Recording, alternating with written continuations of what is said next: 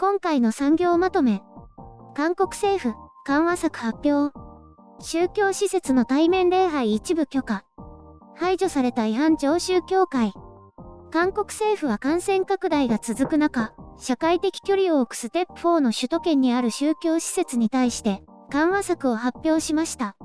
これまでは対面による礼拝は全面禁止されていましたが、全体の収容人数の 10%、最大19人までは対面礼拝を可能とするというものです。これは多くの教会が連名で対面礼拝全面禁止の決定に対して抗議したことに対する対応ということです。原則としては非対面でということですが、特別に許可したものということです。ただし集会やイベント、食事、宿泊は全面禁止ということです。しかし、これはすべての宗教施設が対象というわけではなく、これまでに行政処分を受けたことのある施設は除外するとしています。この除外対象となった愛第一教会はこれに猛烈に反発し、緊急記者会見を行いました。代表者であるチョン・ガンフン牧師は、北朝鮮が大韓民国を治めているとして政府を批判。スーパーや電車、コンサートを許容して礼拝と屋外集会を禁止するのは公平ではないと政府の今回の対策を批判しました。また、第4次流行は政府が意図的に検査数を増やして作り出したものだと独自の理論を展開しています。今回の措置は明白な憲法違反であり、教会は最後まで不服従を貫くと反発しています。韓国政府は貿易上の注意に従わない場合は厳しい処分を科すとしています。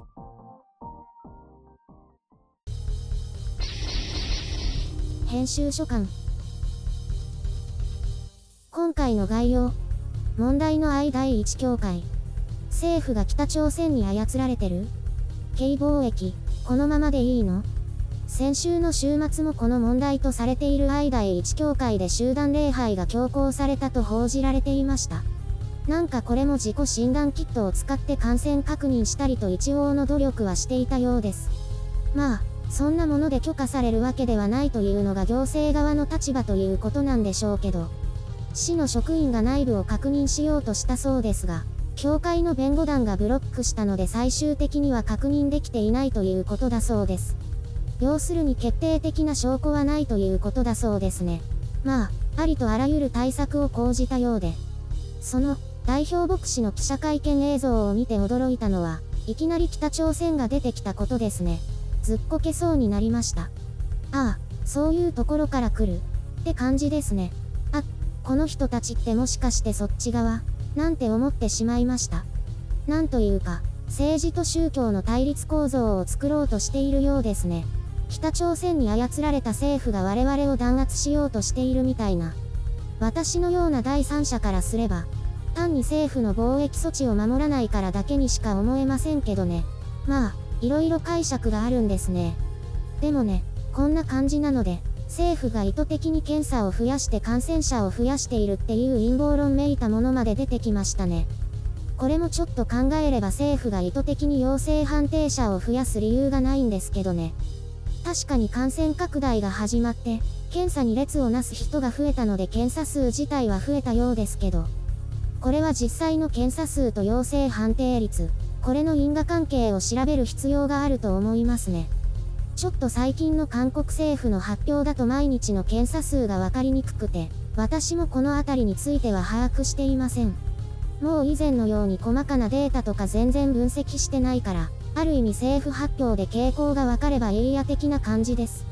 日本もですけど、陽性判定を受けた人の数だけとか見てても埒が明かないので、メディアももっときちんと分析してほしいですね。中等症や重症者の数、死亡者数、年齢分布なんかを分析して、経済に対して積極的なアプローチを取るべきだと思います。イングランドみたいなのじゃなくてもっとバランスをとってね。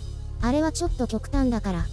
話を戻して、この愛第一教会というのが結構全国的に広がった信仰の教会らしいんですよね。設立は1983年かな、とあったと思います。40年近くになりますが、こういうのが韓国には色々あって、意外と勢力があるんですよね。最初に集団感染を起こしたなんとかもそうですね。今回の記者会見で的を射てるなと思ったところはいくつかはあります。それはコロナとの共生についてですね。あと、韓国政府が人権を抑圧しているというのもある意味そうでしょう。強大な権限が一線を越えた措置を行っているのですから。韓国国民の大半は政府の方針を受け入れている一方で、それに対する反発があるというのは当然理解できます。それにしても北朝鮮に操られているというのはやっぱりね、ちょっと極端ですよね。確かに下僕のような扱いは受けているけど、私は基本的にこの教団の意見は受け入れがたいものがありますね。ちょっと陰謀論が甚だしくて。ただ信者の人たちはね、信じてしまうんでしょうね。結局は教祖様のお言葉だし、そういうのを信じてついてきているわけだから。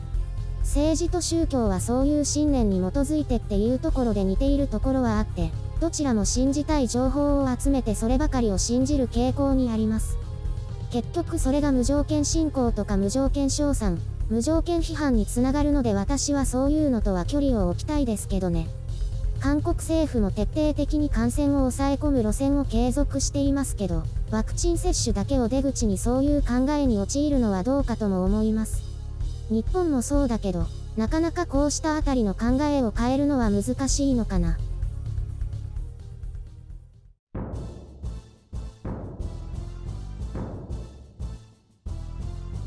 なんだかちょっと面白い人たちが出てきたんだね。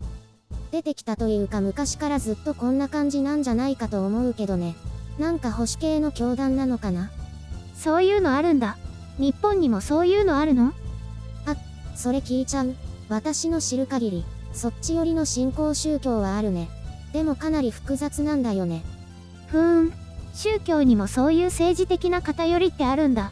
なんか不思議だね。多分そういう政治色がない宗教もあると思うけどね。なんかさっきまで別のライブ放送してたんだけど、やっぱり政権にはかなり批判的みたいよ。この教団は。見てたの？面白い。いや、全然何言ってるかわからないから。でも番組の間にすごい政治的な内容の映像が流れてたよ。パクチョンヒとかイスンマン称賛してムンジェインが北の手先だ、みたいな内容だったよ。あと、寄付をよろしくみたいなのやってた。多分。パクチョンヒってパククネさんのお父さんだっけ？そうそう。保守のゴンゲみたいな存在だよ。どうでもいいけど集団でってミサみたいな感じなのかな？日曜の集会をやってるんだよ。政府はリモートでやれって言ってるんだけど、なかなか言うことを聞かない。普通の教会はどうしてるの？っていうか普通の教会ってあるの？韓国はキリスト教の伝わり方がちょっと変わってたらしくって、どれも普通じゃないと言えば普通じゃないのかも。でも従順な教会はちゃんと従ってるみたいよ。でもみんな教会に行きたいのかな？熱心な人はそうみたいね。私にはちょっと理解できないけど。でもどんな風に集会をしてるかわからないけど、騒いだり飲み食いしなかったら大丈夫だと思うけどね。日本でもオリンピックのバッハ会長の歓迎会であれこれ言われてたよね。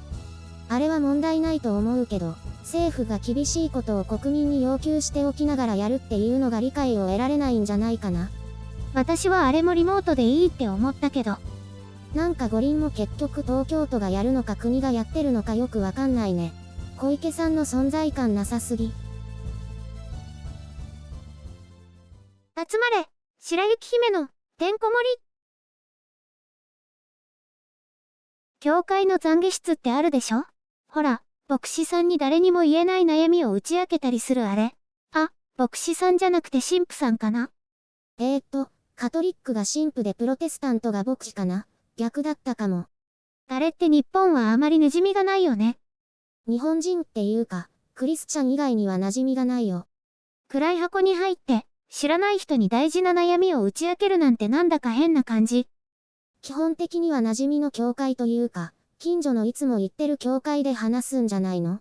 あれってもし、あの連続殺人事件の犯人は私ですって告白されても神父さんは、懺悔すれば許すっていう感じなのかな？警察とかに犯人がいますって言ったりしないの？なんか米国の映画とかドラマとかでたまにあるよ。そういうの。あれどうなるんだっけ？いろいろなパターンあるよね。だから現実でも通報したりとか黙ってたりとかあるんじゃない？神父さんも辛いよね。墓場まで持っていく秘密がてんこ盛り。日本人はどっちかというと、心療内科の先生に話したりするよね。心療内科の先生も、守秘義務があるだろうから警察に行ったりしないのかな。多分例外条項みたいなのがあるんじゃないの？虐待関係の告白とかも通報されるんじゃないかな。私アメリカでホームステイをしていた時、毎週日曜日はホストファミリーに連れ立って教会に行ってたよ。ホームステイの時の方ね。大学時代だっけ？そうそう。なんか毎回神父さんのお話を聞いた後みんなで歌を歌ってたな。賛美歌ね。それも映画やドラマなんかでよくあるよね。本を手渡されてね。今日は何ページの歌ですって言われてよくわからないけど歌詞見ながら歌ったよ。なんとなく楽しそうではあるよね。私は別に行きたくないけど。っていうか行ったことないと思う。毎週日曜日の朝に教会に行くっていうのもなんだか大変だね。私は家でのんびり過ごしたいよ。ほら、でも田舎とかだと近所付き合いみたいなのがあって引っ張り出されるんじゃない？そういえば今年も地域の夏祭りが中止になったよ。いつもわっしょいわっしゃいって祭り囃子が聞こえると、ああ夏だなーって感じだったけど、ちょっと寂しいね。